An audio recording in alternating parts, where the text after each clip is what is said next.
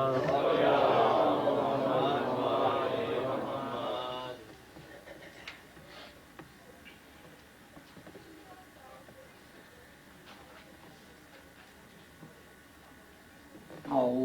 بالله السميع العليم من الشيطان اللعين الرجيم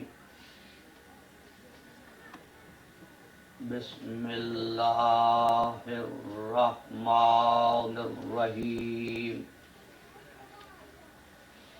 الحمد لله العلي عن شبه المخلوقين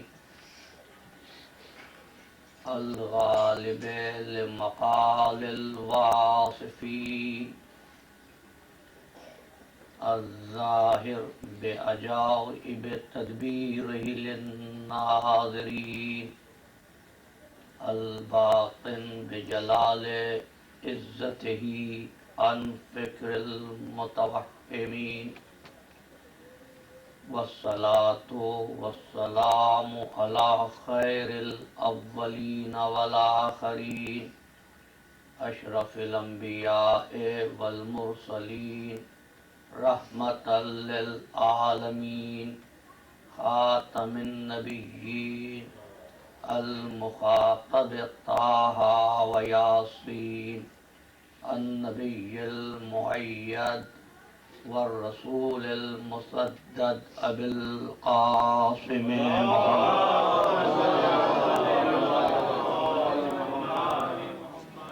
وأهل بيت الطيبين الطاهرين المعصومين المظلومين الذين أذهب الله عنهم الرجس وطهرهم تطهيرا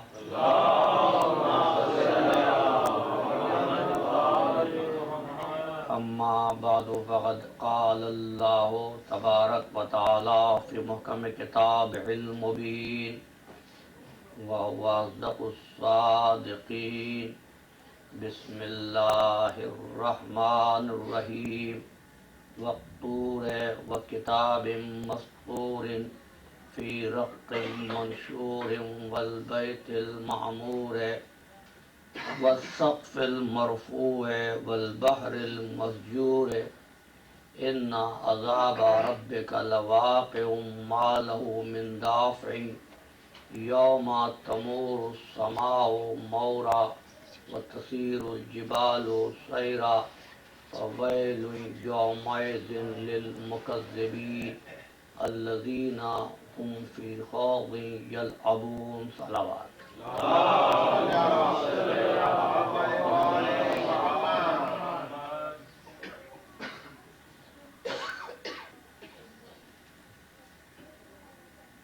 موسم کی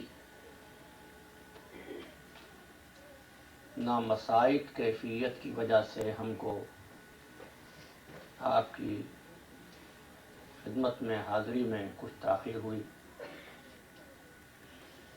لیکن اس نامساعد موسم کے باوجود آپ حضرات کا معمول کے مطابق یہاں پر جمع ہو جانا اس امر کی دلیل ہے کہ آج بھی اگر کوئی امر عالم میں اور انسانیت میں ارتباط پیدا کر سکتا ہے تو وہ ذکر حسین ہے۔ انسانیت اور ارتباط عالم کے عنوان پر آج ہم چھٹی صحبت سے مخاطب ہو رہے ہیں اور آپ کی خدمت میں گزشتہ گفتگو میں یہ عرض کیا گیا کہ پروردگار عالم اپنی مخلوقات کو عطا کرتا ہے اس امتیاز کے بغیر کہ اس کی اطاعت کون کر رہا ہے اور اس کی نافرمانی کون کر رہا ہے۔ وہ سب کو دیتا ہے، سب کو عطا کرتا ہے، اس سے لوگ فیض حاصل کرتے ہیں اور اسی کی نافرمانی کرتے ہیں، نافرمانیاں دیکھتا ہے، عذاب نازل نہیں کرتا، لیکن نافرمانیوں کو دیکھنا اور عذاب نازل نہ کرنا اس امر کی دلیل نہیں ہے کہ پروردگار نافرمانیوں پر راضی ہو گیا ہے۔ اللہ کے رسول نے 40 برس تک اعلان نبوت نہیں کیا، 40 برس تک شہر مکہ میں بت پرستی ہو رہی تھی یا نہیں؟ شراب نوشی کی عادت میں لوگ مبتلا تھے یا نہیں؟ حضور جن بازاروں سے آتے جاتے تھے وہاں پر نافرمانیاں ہوتی تھی شریعت کی یا نہیں؟ حضور دیکھ رہے تھے، روک نہیں رہے تھے۔ اگر 40 سال تک حضور نے دیکھا اور روکا نہیں تو یہ اس امر کی دلیل ہے کہ کسی امر پر خاموش رہنا اس پر راضی ہونے کے برابر نہیں ہوتا۔ اسی طرح اگر علی 25 سال تک کچھ دیکھتا رہے اور تلوار نہ اٹھائے تو علی اس پر راضی نہیں تھے۔ نعرہ صلوات۔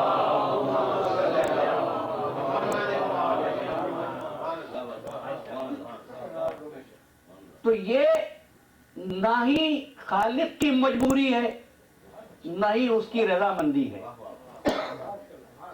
بلکہ اس کی خاموشی اس مقصد کی تعمیل کے پیش نظر ہے جس کی خاطر انسانوں کو خلق کیا گیا۔ اس نے خلق کیا۔ میری گزشتہ گفتگو جہاں پر چھوڑا تھا وہیں سے شروع کر رہا ہوں کہ اس نے نوزائیدہ بچے کے دل و دماغ سے رابطہ قائم کیا اور صلاحیتوں کو القاء کیا،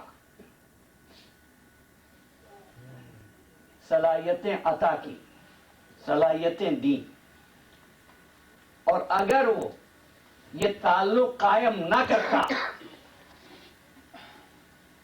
تو دنیا کی ساری قوتیں، دنیا کے سارے معلم، دنیا کے سارے مدرسے ناکام ہو جاتے اور ایک بچے کو غذا کھانا بھی نہیں سکھا سکتے تھے۔ لیکن جس طرح اس کی طرف سے عطا کرنے میں اس امر کی تخصیص نہیں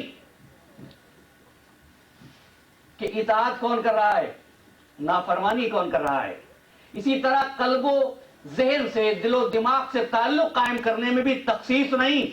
کافر کا بچہ ہو تو، مجوسی کا بچہ ہو تو، عیسائی کا بچہ ہو تو، بچہ یہودی گھر میں پیدا ہوا ہو تو، بچہ مسلم ماحول میں آنکھیں کھولتا ہو تو وہ سب سے رابطہ قائم کرتا ہے، یہاں تک تخصیص نہیں ہے۔ اس لیے حضور نے فرمایا کلو مولودین یولدو علی الفطرت الاسلام، ہر بچہ فطرت اسلامی پر پیدا ہوتا ہے۔ اب اس کے بعد اس کا ماحول ہے جو اس کو تعلیم دیتا ہے، یعنی پیدائش کے وقت تو سب مسلمان، لیکن کیا ہوا، ماں باپ نصرانی ہیں، نصرانی بنا دیا، ماں باپ عیسائی ہیں، عیسائی بنا دیا، ماں باپ مسلمان ہیں، مسلمان بنا دیا۔ سچ کہنا، کیا آج اس ترقی یافتہ عہد میں مسلمان پورے طور پر اسلام کو سمجھتا ہے؟ میں تو کہتا ہوں عیسائی عیسائیت کو سمجھتا ہے؟ نہیں، لیکن اس کا ماحول یہ ہے کہ اس ماحول کے اثر کو بچے تک منتقل کرتا ہے۔ پھر بچہ جو اب تک مسلمان ہے وہ کسی بھی مذہب کو، کسی بھی دین کو اختیار کر لیتا ہے۔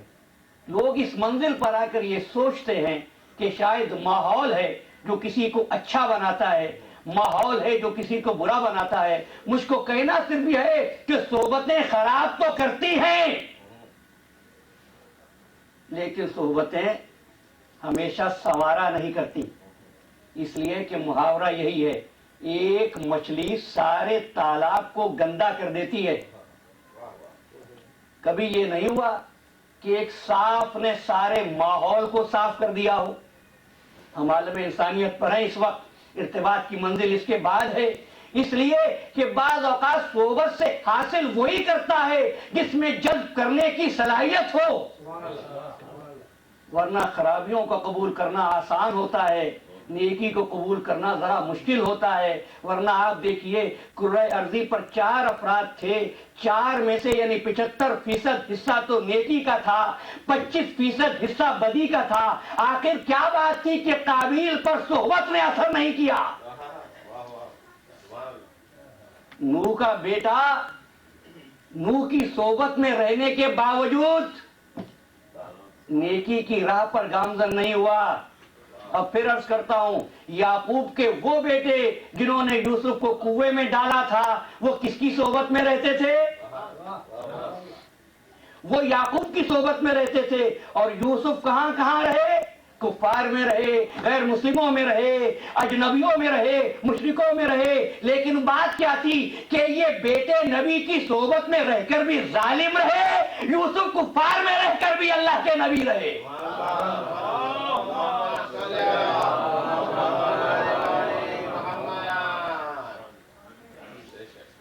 عزیزان گرامی، تمام بچوں کے دل و دماغ سے اس نے رابطہ قائم کیا، سکھایا۔ جیسے جیسے یہ انسان بڑا ہوتا گیا، اس کا دست تسخیری سمٹتا گیا۔ اب غذا خود حاصل کرنا ہے، اب خود محنت کرنا ہے۔ اب تک تو اختیاری نہیں تھا، اتنا بھی کہ بدن پر سے مکھی ہٹا سکے، لیکن جب اس کی زمین پر چلنے پھرنے کے لائق ہوا، اس نے آواز دی، سنو انا ہدیناہ السبیل اما شاکرا و اما کفورا۔ اب ہم نے تم کو عقل دے دی اور راستے دکھا دیے، تمہاری مرضی شکر گزار بن جانا، تمہاری مرضی نافرمانوں میں سے ہو جانا۔ عزیزان محترم، یہ وہ نقطہ ہے جہاں پر انسانیت کا مقصد اور انسانیت کی غرض خلقت ظاہر ہوتی ہے۔ ایسی ہدایت جو اختیار کے ساتھ ہو، یہ دوسری مخلوقات کو نصیب نہیں ہوئی۔ نہیں، ان کو جس چیز پر خلق کر دیا، بس وہ اسی خلقت پر، اسی عادت پر اور اسی فطرت پر مجبور ہیں۔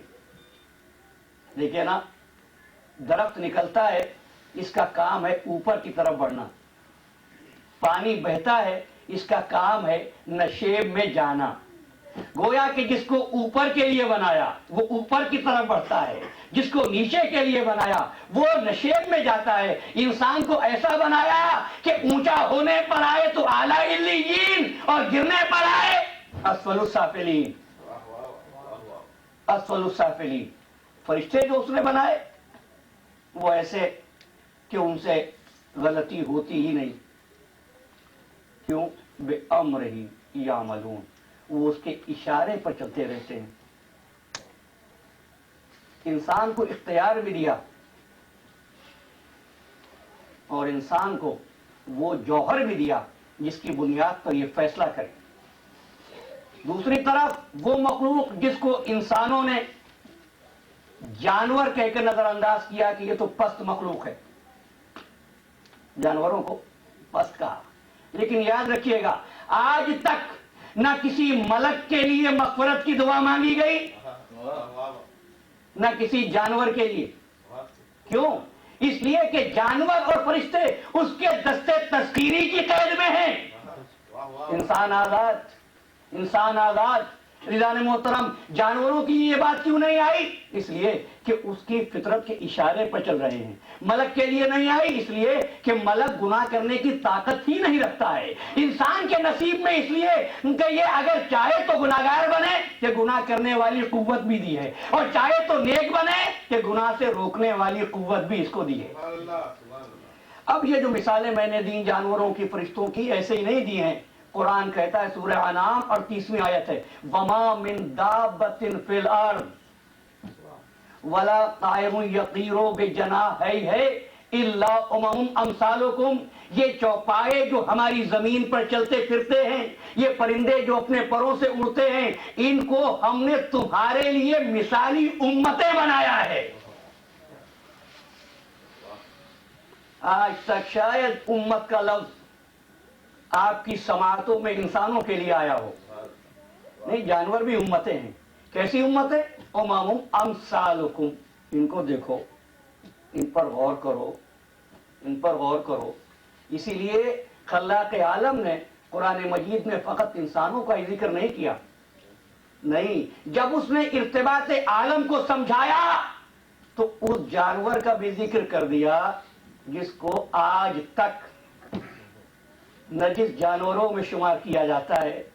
پورے قرآن کو پڑھ جائیے گا بسم اللہ سے والناس تک، آپ کو سورہ کہف میں کتے کا ذکر مل جائے گا. کتا نجس صحیح، لیکن کوئی بات ایسی ضرور ہے کہ قدرت نے اس کو ذکر کے قابل سمجھا. وہ کتا جو اصحاب کہف کے ساتھ قرآن میں آنے کے لائق نہ ہوتا تو قرآن کیوں لاتا؟ ایک بات اور کہہ دوں، اب قرآن مجید کو پڑھیے بسم اللہ سے والناس تک، بلی کا ذکر نہیں ہے، کتے کا ذکر ہے. ایک بزرگ سے پوچھا بلی کا ذکر کیوں نہیں، کتے کا ذکر کیوں ہے؟ کہنے لگے اس لیے کہ بلی ہمیشہ گھر سے محبت کرتی ہے، کتا ہمیشہ گھر والوں کو چاہتا ہے. تو اصول یہ ہے کہ جو گھر کو چاہے قدرت اس کا ذکر نہیں کرتی، بیت والوں کو چھوڑتی ہے. جو اہل بیت کو چاہے اس کا قرآن ذکر کرتا ہے.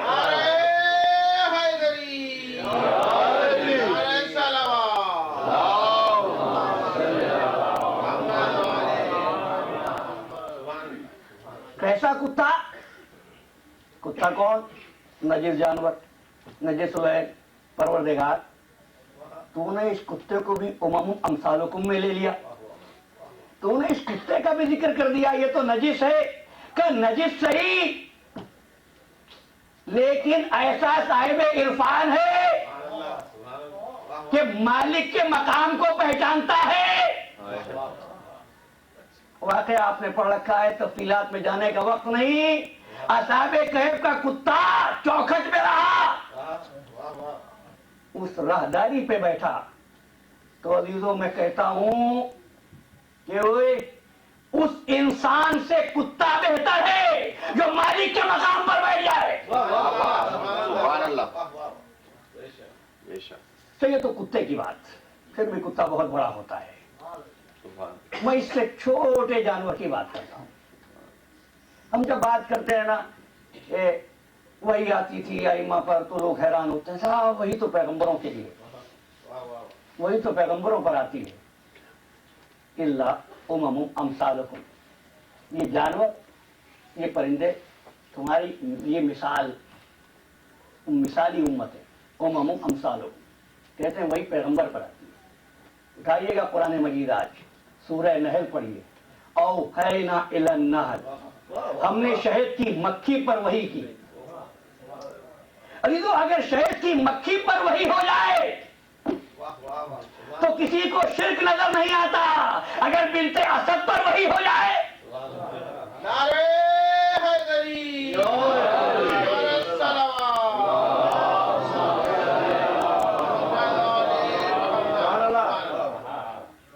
اب یہ عالم انسانیت بہت وسیع، اور مجھے بڑی ہی ذمہ داریوں کو پورا کرتے ہوئے گزرنا پڑتا ہے کہ خیال سب کا ہے. اور جیسا کہ عرض کیا چاہتا ہوں، آسان سے آسان لفظ مجھ کو مل جائے. اب یہ اوحینا الی النحل، یہاں سے میرا ذہن متوجہ ہوا. انسان اس دنیا میں 3 چیزوں کے پیچھے پڑتا ہے. کیا؟ پہلی چیز صحت مند رہے، دوسری چیز عقل مند ہو. کوئی انسان بیمار ہونا نہیں چاہتا، صحت چاہتا ہے، صحت برقرار رکھنا چاہتا ہے. اس کے لیے کیا کیا کچھ کرتا ہے آپ مجھ سے بہتر جانتے ہیں. صحت ہر انسان کا مطمع نظر، ہر انسان کی ضرورت. اور کیا ملے اس کو؟ عقل ہو، عقل مند ہو. صحت بھی ہو، عقل بھی ہو، پھر عقل کے ساتھ کیا کرے؟ دولت جمع کرے. صحت ہو، عقل ہو، دولت ہو، یعنی صحت مند بنو، عقل مند بنو، دولت مند بنو. یہ میرا پیغام نہیں ہے. انسانوں کی عادت یہ ہے کہ وہ صحت مند ہونا چاہتے ہیں، عقل مند ہونا چاہتے ہیں، دولت مند بننا چاہتے ہیں. سورہ نحل کو پڑھنے کے بعد اندازہ ہوا شہد کی مکھی صحت میں بھی تم سے بہتر، دولت میں بھی تم سے اچھی، اور عقل میں اتنی آگے. تمہیں مکان بنانا ہو تو پریشان، آرکیٹیکٹ ڈھونڈیے، نقشہ بنوائیے، مکان کیسا بنے، انجینئر کو لائیے، پھر بھی اتنی باتیں، اس کے بعد اتنا درد سر. لیکن جیسا مکان شہد کی مکھی نے بنایا، مسدس نما گھر، مسدس نما گھر کیسا بنایا؟ کسی سے مشورہ لیا؟ کوئی انجینئر آیا؟ کوئی آرکیٹیکٹ تھا؟ کوئی بنانے والا تھا؟ کوئی سر پہ کھڑا ہو کے نگرانی کرنے والا تھا؟ تو یہ عبادت جس بات کے لیے بنایا وہ شہد کی مکھی کر رہی ہے. شہد کی مکھی ہے نا. عزیزان محترم، اپنے گھر سے چلی، باغ میں پہنچی، پھول بہت سے تھے، لیکن شہد کی مکھی ہر پھول پر نہیں بیٹھی. اس لیے جانتی ہے ایک باغ کے تمام پھول، توجہ، ایک باغ کے تمام پھول ایک جیسے نہیں ہوتے. پھول کا انتخاب کیا، پھول کے پاس بیٹھی، باتیں کرتی رہی اس صفائی سے کہ عارض گل پہ خراش بھی نہ آئی، دامن گل پہ گرد بھی نہ پڑنے دی. باتیں کرتی رہی اور خوراک جمع کرتی رہی، اور خوراک جمع کرنے کے بعد اپنے گھر لے آئی. پھر ایسا گھر بنایا اس نے. عزیزو، اگر انسانوں کے گھر ٹوٹ جائیں تو ملبے کا ڈھیر، شہد کی مکھی کا گھر ٹوٹ جائے شفاء للناس. یہ قرآن ہے، شفاء للناس. پڑھے لکھے لوگ سائنس کے عقدے دنیا والوں نے حل کیے. شہد اٹھائیے، کسی لیب میں بھیج دیجئے، اس کا تجزیہ کر لیجئے، ایک رپورٹ دے دیتے ہیں. انگریڈینٹس کیا ہیں، پرسنٹیج کیا ہے، کیا کیا چیزیں ہیں شہد میں. مان لیا آپ کی عقل کو ہم نے. آپ یہ تو بتا سکے کہ اس شہد میں کیا کیا ہے. ذرا آپ ایسا ہی شہد بنا کے دکھائیے. ایک معمولی جانور نے تیار کیا، یہ عقل مند انسان نہیں بنا سکتا. اور جب شہد کی تلاش ہو تو اچھے اچھے لوگ پریشان ہوتے ہیں. کیا تلاش ہے؟ ایک مکھی کی قید. شہد فی ہے شفاء للناس، جو کچھ پڑھ رہا ہوں قرآن سے، فی ہے شفاء للناس. تو بتائیے اب انسان کو اشرف المخلوقات کہیں یا شہد کی مکھی کو؟ آپ سب محترض ہوں گے کہ اشرف المخلوقات تو انسان. انسان کیوں اشرف المخلوقات؟ یہ تو شہد بھی نہیں بنا سکتا. شاید میں نے پہلے کبھی کہا ہو، انسان جن چیزوں پر ناز کرتا ہے اور جن کے ذریعے تفوق کرتا ہے دوسرے انسانوں پر، وہ سب جانوروں کے عطیے ہیں. جانوروں کے عطیے ہیں. عزیزان محترم، مکھن کھایا بھینس کی خیرات، شہد کھایا مکھی کی قید، ریشم پہن کے اترایا ایک کیڑے کی پیداوار. پھر بھی انسان تو اشرف المخلوقات. کہتے ہیں انسان ہی اشرف المخلوقات ہے. شہد کی مکھی نے بنا تو لیا گھر، بنا تو لیا شہد، اس میں کوئی خرابی نہیں، کوئی عیب نہیں، کوئی نقص نہیں. تینوں الفاظ یاد رہیں، کوئی خرابی نہیں، کوئی عیب نہیں، کوئی نقص نہیں. اس لیے کہ اس نے جو کچھ بنایا ہے وہی ربانی سے بنایا ہے. ہم عقل سے بناتے ہیں، اس لیے عیب ہوتا ہے. تو اصول سامنے آیا کہ جب انسان عقل سے بنائے گا تو عیب ہوگا، جب وہی الہی سے بنے گا تو عیب ہوگا.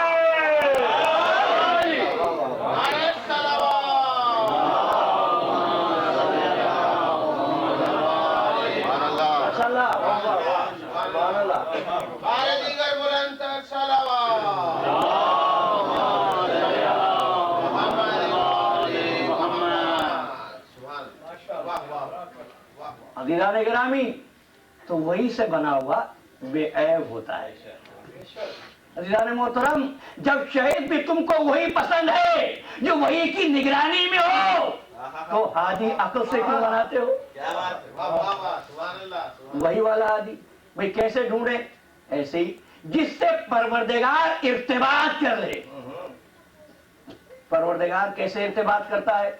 वमा काना लिबशरिन अन युकल्लिमहुल्लाह, अल्लाह तो किसी बशर से कलाम नहीं करता, बस तीन ही चीजें हैं, इल्ला वहयन औ मिन वराए हिजाबिन औ युरसला रसूला, या तो भेजता है किसी को, क्या युरसला रसूला, या क्या होता है युकल्लिमहुल्लाह वाली मंजिल तो है ही नहीं, या वही आती है, या पर्दे के पीछे से बात होती है, या कोई फरिश्ता आता है। वाह वाह वाह, वाह वाह वाह, आज वक्त कुछ कम रह गया है। वाह वाह, ये तीन ही चीजें हैं ना, इससे अल्लाह राबता कायम करता है। और राबता दो शक्लें जो मैंने आपकी खिदमत में अर्ज कर दी, फरिश्ते और ये जानवर। अगर ये बातें आपके ज़हन में हो तो अब आपको याद दिलाता हूं, जब मूसा जाया करते थे, एक झाड़ी से आवाज आती थी, इन्नी अना रब्बो का, मैं तेरा रब हूं। एक दरख्त से आवाज आती थी, इन्नी अना रब्बो का, मैं तेरा रब हूं, मैं तेरा रब हूं, मैं तेरा रब हूं। अब बताइए, जब उस दरख्त से आवाज आती थी मैं तेरा रब हूं, तो क्या वो दरख्त रब था? अगर दरख्त रब था तो दरख्त को सजदा करने वालों को तुम मुशरिक क्यों कहते हो? सुभान अल्लाह, सुभान अल्लाह, का दरख्त नहीं था रब, लेकिन रब ने उस वक्त दरख्त को अपना मजहर बना लिया था। गोया के खालिक और दरख्त और खालिक का नूर जब दरख्त को जरिया बनाए तो दरख्त मजहर सफाते किबरिया हो जाए। क्या बात है, वाह वाह वाह वाह। तो इसी तरह अगर खालिक अपने इर्तिबात के लिए किसी बशरी जुनबे को रूह नबुव्वती दे दे तो बशरियत और है, नबुव्वत और है। वो बशर सफात का मजहर है। अब इर्तिबात की मंजिलें, इंसानों के कामों में इम्कान है, सही है, गलत है। क्यों? इसलिए कि इंसान अपनी अक्ल को काम में लाता है और अक्ल फितरी में अक्ल शख्सी को मिला देता है।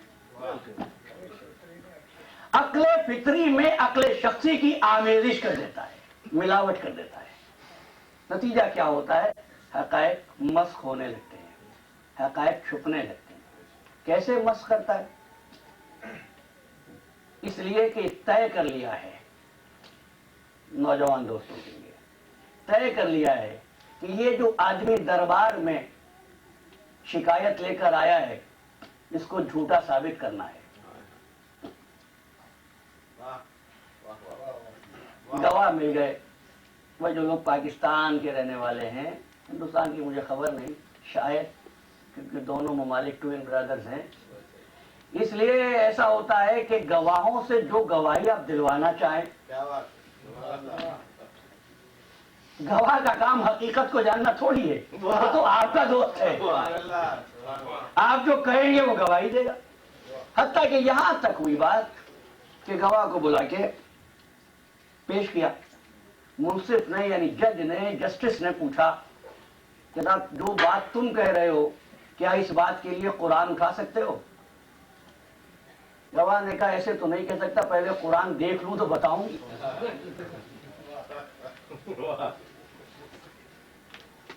फिर बताऊंगा उठा सकता हूं या नहीं। जिसको ये अंदाजा नहीं कि कुरान का वजन कितना है। चलिए फिर भी इतना इंसाफ तो उसने किया कि ये तो इजहार किया कि मैं कुरान के वजन को नहीं जानता। अजीजों, अभी जो मुसलमान कुरान के वजन से वाकिफ नहीं हुआ, उस सीने की अजमत को क्या जाने जिस पर कुरान नाज़िल हुआ।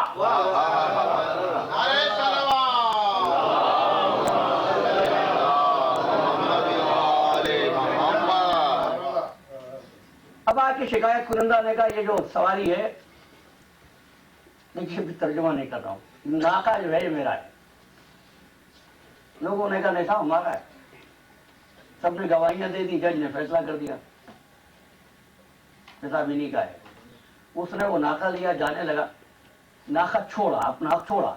इसके बाद कहने लगा कि फैसला करते हुए گواہوں نے اور جج نے یہ بھی نہیں دیکھا جس اونٹ کی گواہی دے رہے ہیں یہ اونٹ نہیں اونٹنی ہے.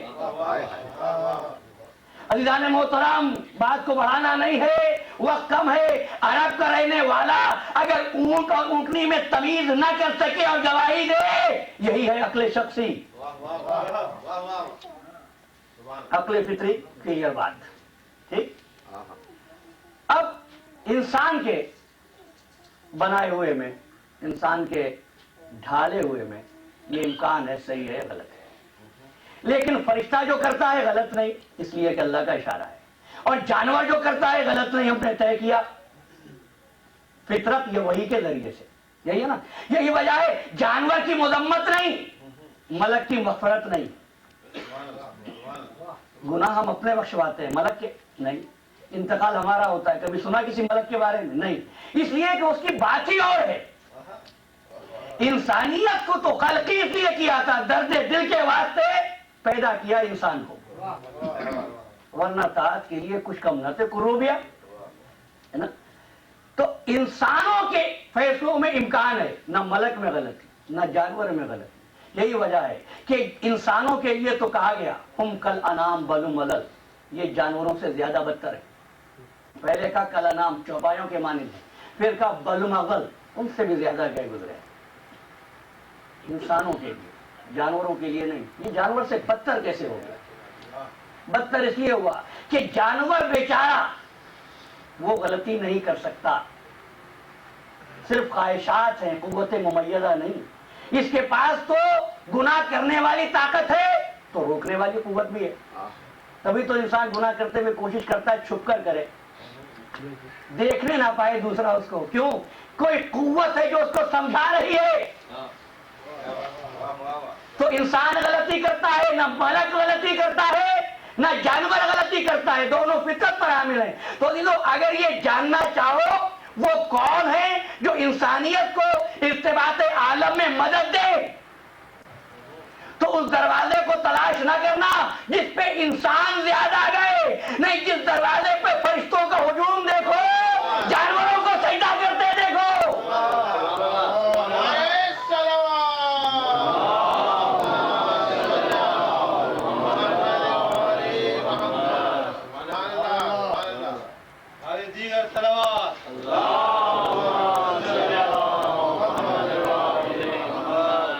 اور اب یہیں سے سمجھ لیجئے ملک کو صلہ کیا ملا کیا ملے گا میرا موضوع نہیں ہے، لیکن اتنا ضرور جانتا ہوں ملک کی عبادت اس کی فطرت کا تقاضا تھی، لیکن محمد والے محمد کی عبادت خواہشات نفسانی کو کچل کر اور لذات دنیا کو روند کر ہوتی تھی.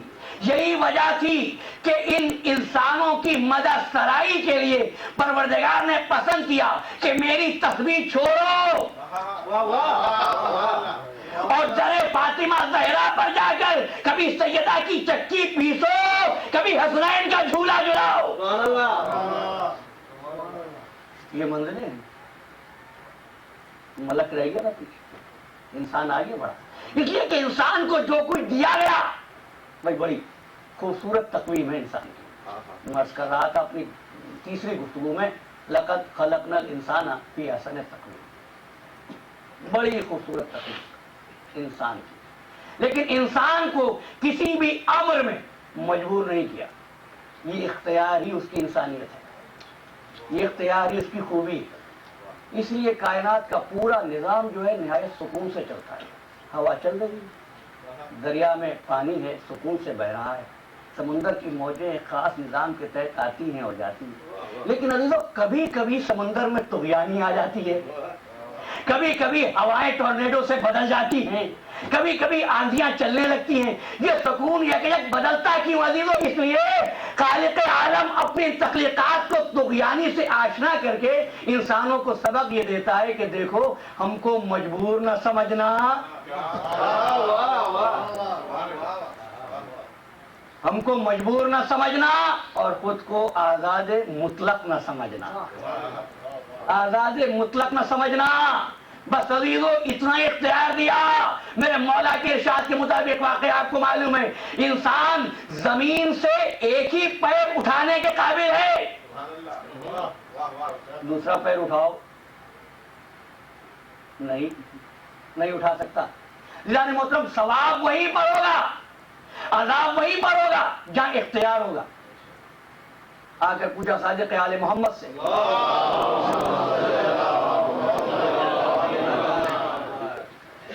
مولا قیامت کے دن پروردگار کن کن چیزوں پر ثواب دے گا اور کن کن چیزوں کا حساب دے گا، کن کن چیزوں کا حساب نہیں دے گا.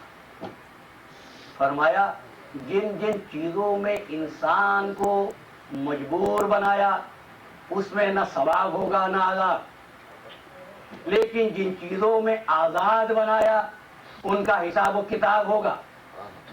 پوچھا وہ کون سی چیزیں جن میں مجبور، وہ کون سی چیزیں جن میں آزاد. کا مثلا یہ نہیں پوچھے گا تیرا رنگ کالا کیوں تھا، تیرا قد لمبا کیوں تھا، تو فلاں خاندان کا فرد کیوں تھا، اس لیے کہ یہاں مجبور. لیکن یہ ضرور پوچھے گا جب ہم نے حکم دیا تھا اطاعت کرو تو نے نافرمانی کیوں کی تھی، میدان جنگ میں گیا تھا تو بھاگا کیوں تھا.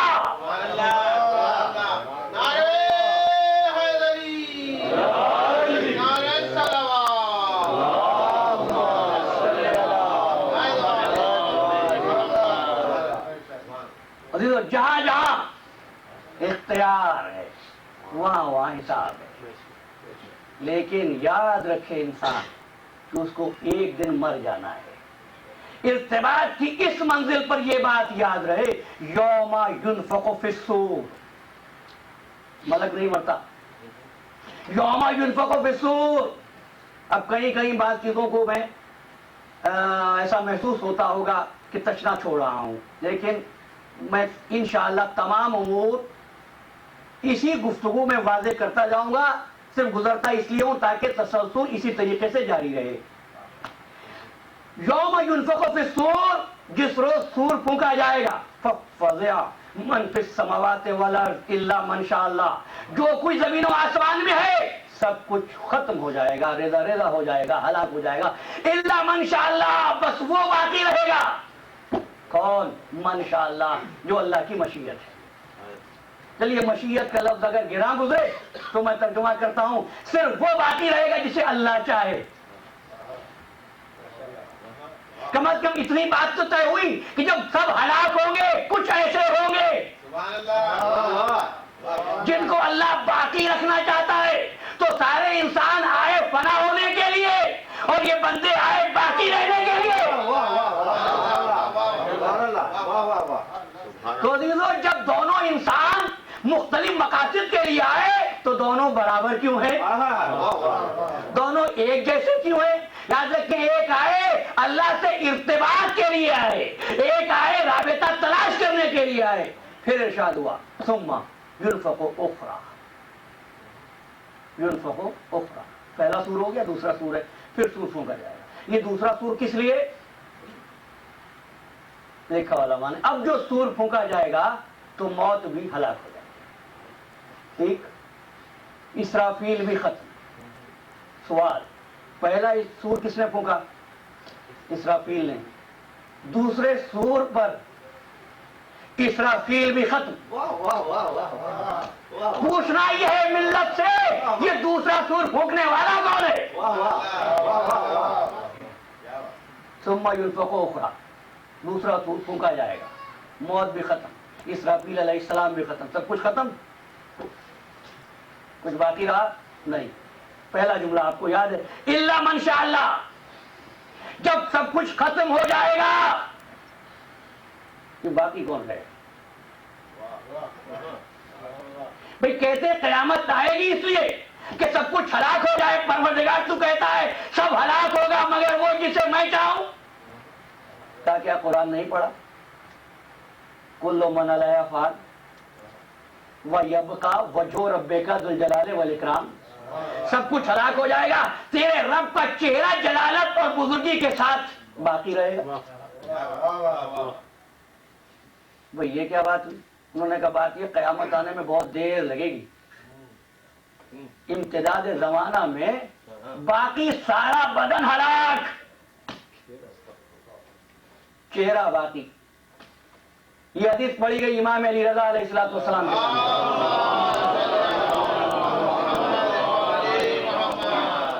کیا کہتے ہیں یہ لوگ اس کی تفسیر میں؟ کیا کہتے ہیں کہ اتنا وقت گزر جائے گا قیامت کے آنے میں کہ باقی تمام اعضاء ختم ہو جائیں گے، اس کا چہرہ باقی رہے گا۔ ہوتے ہیں ایسے لوگ، ہوتے ہیں۔ اور سنا تھا کسی درس میں، کسی جلسے میں ایک مقرر نے کہا تھا، ایک صاحب ایسے صاحب کرامت تھے، صاحب فضیلت تھے، انہوں نے جو اللہ کی عبادت کرنا شروع کی تو صبح و شام میں ایک ہی جگہ پر کھڑے رہتے تھے، ہلتے ہی نہیں تھے، بدن کو حرکت ہی نہیں دیتے تھے، ایسے کھڑے رہے کہ پیروں سے سینے تک دیمک نے کھا لیا۔ کیا باقی رہ گیا؟ چہرہ۔ اب نام مجھے یاد نہیں اس بزرگ کا جو دیمک کے کھائے ہوئے تھے، لیکن اتنا ضرور کہوں گا کہ جب فضیلتیں بنائی جاتی ہیں تو ایسی بد سلیقگی پیدا ہو ہی جاتی ہے۔ امام نے فرمایا شرک ہے اگر یہ کہتے ہو اللہ کا چہرہ باقی رہے گا، تم نے اللہ کو مجسم بنا دیا۔ فرمایا نہیں، ایسا نہیں ہے، اللہ جسمانیات سے مبرہ ہے، فرزند رسول پھر کیا باقی رہے گا؟ تو فرمانے لگے یاد رکھو، سنو، لوگوں تک پہنچاؤ، نحنو وجہ اللہ الباقیہ،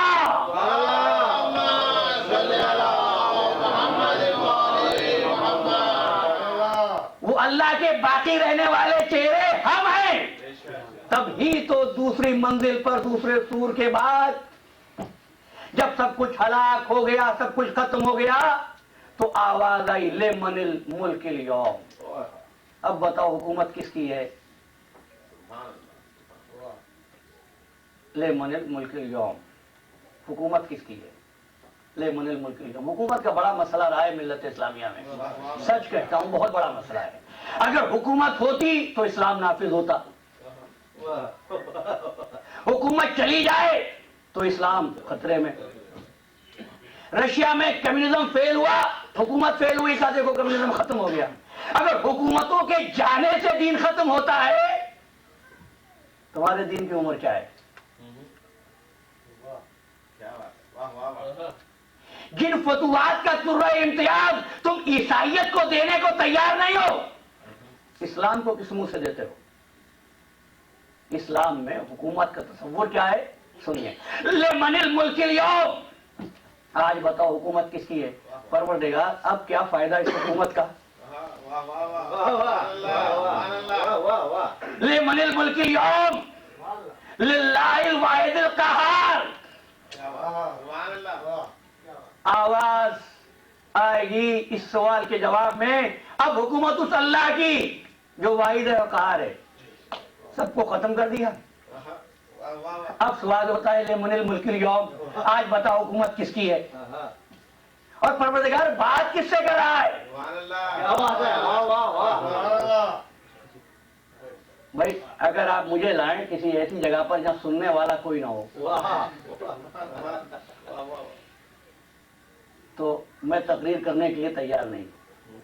میں کیا کوئی بولنے والا بغیر سامع کے بولنا پسند نہیں کرتا۔ سب کچھ ہلاک ہو گیا، پروردگار خطاب کرتا ہے لمن الملک اليوم، اب بتاؤ حکومت کس کی ہے؟ للہ الواحد القہار۔ جواب آیا، آج حکومت اس اللہ کی جو واحد بھی اور قہار بھی۔ حکومت ہے اللہ واحد قہار کی، لیکن کس پر؟ اچھا یہ بولنا کیا ہوتا ہے؟ میں بولتا رہتا ہوں، تھک جاتا ہوں، آواز میں آپ ایک محسوس کرتے ہیں تورم، یہ کیا ہوتا ہے؟ عزیزان محترم، آواز کا نکلنا توانائی کا خارج ہونا ہوتا ہے۔ جب خالق جسمانیات سے مبرہ ہے، منزہ ہے، اس میں نہ کوئی چیز داخل ہوتی ہے نہ کوئی چیز خارج ہوتی ہے، تو بتاؤ خدا نے سوال کیسے کیا اور جواب کیسے دیا؟ تو ماننا پڑے گا الا من شاء اللہ، جب تک کچھ ختم ہو جائے گا کوئی دو ایسے باقی رہ گئے جن میں سے ایک متکلم ہے اور ایک مخاطب ہے۔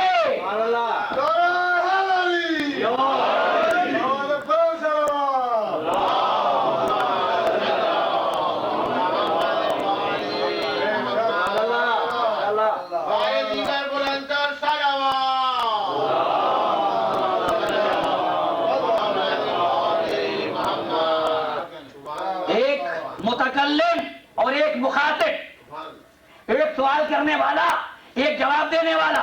لمن الملک اليوم للہ واحد القہار. بھائی دنیا میں تم نے غنڈہ گردی سے ہماری حکومت کو چھین لیا تھا.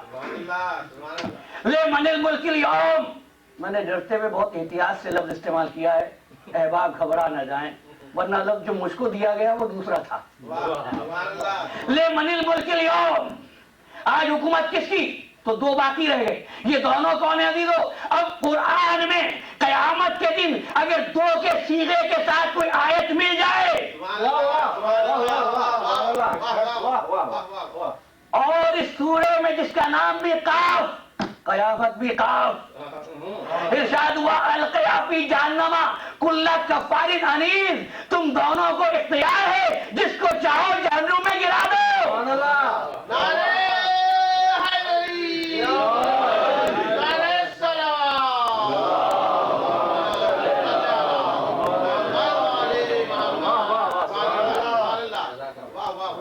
القے نہیں، القیا تسمیہ کا صیغہ ہے. القے موسیٰ کے لیے آیا، القیا یہاں ان دو ہستیوں کے لیے آیا. جس کو چاہو. کس کو؟ جو نماز نہیں پڑھتا، روزے نہیں رکھتا. القیا فی جہنم کل کفار عنید. جو عناد رکھتا ہے، جو عناد رکھتا ہے اس کو گرا دو. اس لیے خلیفہ اول حضرت ابو بکر رضی اللہ تعالیٰ عنہ نے کہا کہ خدا کی قسم کوئی پل صراط سے گزر نہیں سکتا جب تک کہ علی کا دیا ہوا پروانہ جنت اس کے ہاتھ میں نہ ہو.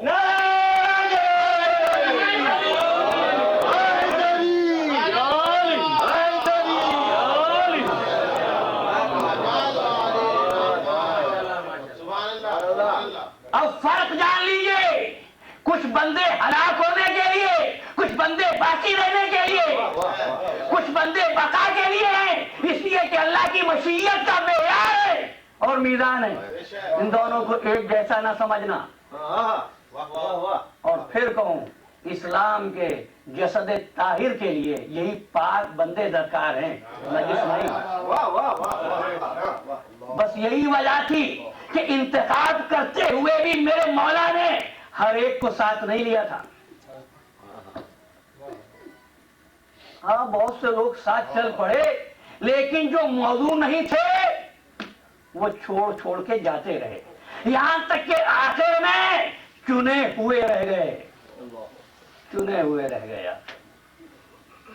اگر یہ بات نہیں تھی، آپ کہیں میری خطابت ہے، یہ نہیں. اگر یہ بات نہیں ہوتی تو میں کہتا ہوں مولا فرماتے تھے جو جانا چاہتا ہے تم میں سے چلا جائے. سب کو بھیج رہے تھے، آخر حبیب کو کیوں بلا رہے تھے؟ حبیب کو خط لکھ کے بلایا کیوں؟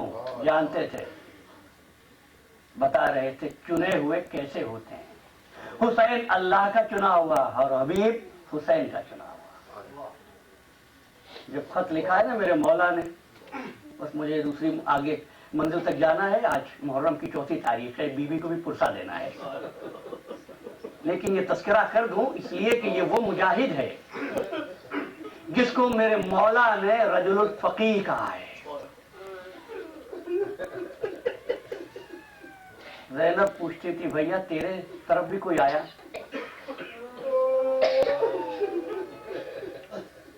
کہا بہن بھوکے پیاسوں کے پاس کون آئے گا. کہا حسین تیرا ایک دوست ہوتا تھا کہ تجھ کو بھائی کہتا تھا مجھ کو بہن. اب حسین نے خط لکھا، اے میرے بھائی حبیب، اے مرد فقیر، میں تمہارے وطن میں آ گیا ہوں، مصیبت میں پھنس گیا ہوں. میں تم کو زحمت نہیں دیتا، لیکن جو جملہ لکھا وہ یہ میرے ساتھ میری بہن زینب بھی ہے اور زینب بہت گھبرا رہی.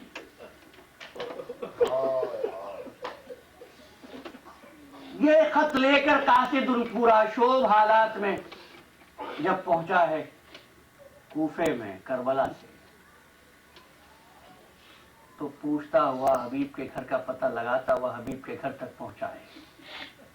اور جب یہ خط پڑھا ہے حبیب نے اور یہ آخری جملہ میری بہن میرے ساتھ ہے، زینب اور گھبرا رہی ہے، تو ایک مرتبہ چیخے مار کر حبیب رونے لگے.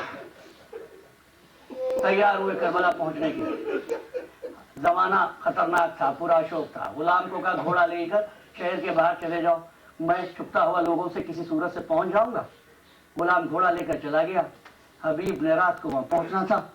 اب جو راستوں سے گزرتے ہوئے حبیب وہاں پہنچ رہے تھے تو پہنچنے میں دیر ہو گئی۔ جب دیر ہو گئی نا تو غلام گھوڑے سے کہنے لگا کہ اس پہ وفادار، اگر میرا مالک نہیں آیا نا تو میں تجھ پر سوار ہو کر اپنے آقا کی نصرت کے لیے جاؤں گا۔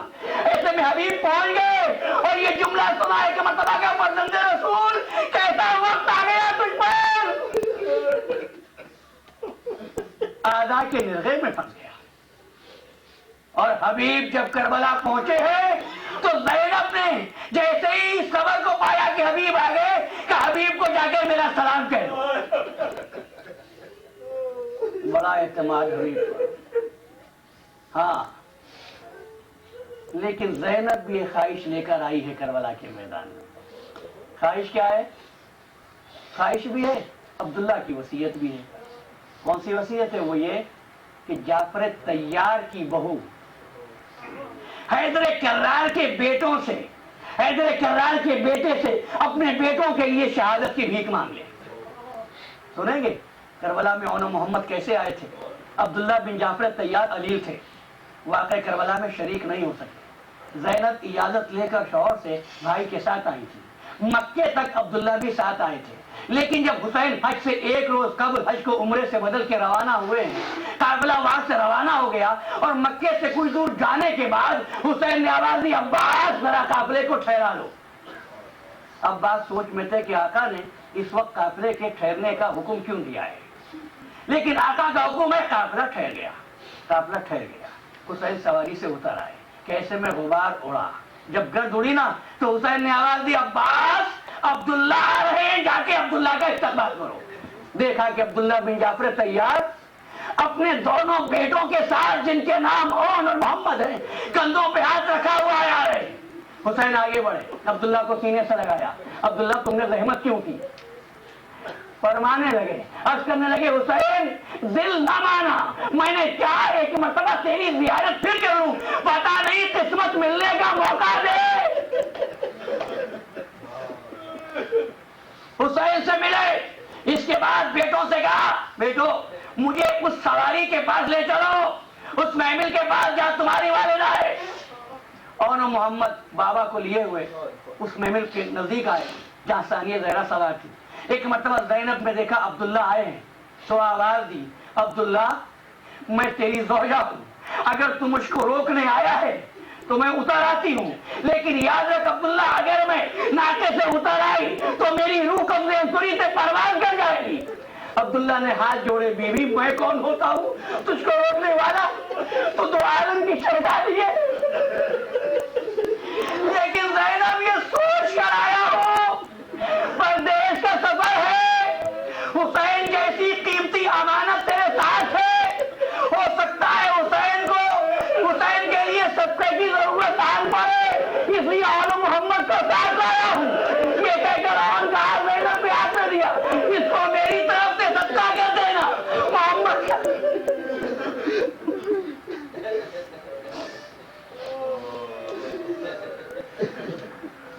اور زینب نے اون محمد کو ساتھ لے لیا۔ اب راستے بھر میں زینب نے یہ نہیں پوچھا اون محمد سائے میں ہے یا دھوپ میں، لیکن جب بھی خیال آیا آواز دی، بیٹا علی اکبر دھوپ آ رہی ہے، سائے میں آیا۔ اس انداز سے عاشور کی رات میں بیٹوں کو بٹھایا، جانتے ہو تم کس کے پوتے ہو، تم کس کے نواسے ہو، ذرا میرے بھائی کو بلانا۔ حسین آئے، بہن کیا بات ہے؟ دیکھا کہ ماں نے بچوں کو جنگی لباس پہنایا ہوا ہے۔ بہن کیا بات ہے؟ کہا حسین بہن اور بھائی کی باتیں ہوتی رہیں گی، لیکن آج میں نے تجھ کو بہن کی حیثیت میں نہیں بلکہ آج جعفر طیار کی بہو نے حیدر کرار کے بیٹے کو بلایا ہے۔ آج جعفر طیار کی بہو حیدر کرار کے بیٹے سے اون محمد کے لیے شہادت کی خیرات مانگ رہی ہے۔ بھائی ان کی قربانی قبول کر لینا۔ حسین نے بچوں کے سر پہ ہاتھ رکھ دیا۔ اگلا دن آیا، میدان جنگ تیار ہوا، لوگ جاتے تھے آتے تھے. ایسے میں ایک مرتبہ زینب نے انہوں محمد کو دیکھا. انہوں محمد تم ابھی تک زندہ ہو؟ کہا ماں اجازت نہیں دیتے مولا، ہم تیار ہیں لیکن مولا اجازت نہیں دیتے. آخر میں جب اجازت ملی ہے انہوں محمد گھوڑے پر سوار ہو کر میدان کی طرف چلے تو ایک مرتبہ زینب نے عباس کو بلایا. عباس انہوں محمد کی کچھ خبر ہے؟ عباس کہنے لگے شہزادی کیا بیان کروں بچوں کی شجاعت کو، بچے تو فراز تک نکل گئے. فرمایا عباس کچھ سننا نہیں چاہتی، جا کے دے دو، اگر ایک قطرہ بھی پانی کا پیا تو دودھ نہ بخشوں گی. تھوڑی دیر میں فوج میں نعرے بجنے لگے اور محمد شہید ہو گئے. حسین اور محمد کی لاشیں لائے، آواز دی زینب. چھوٹے بیٹے میں ابھی جان باقی تھی. زینب اور محمد آ گئے. زینب ان کو گلے سے لگا لے. زینب ایک طرف ماں کی مامتا، دوسری طرف حکم امام. بچے کے لب ہلے، زینب نے سینے سے لگایا. بچہ کہہ رہا تھا اماں اب تو خوش ہے نا.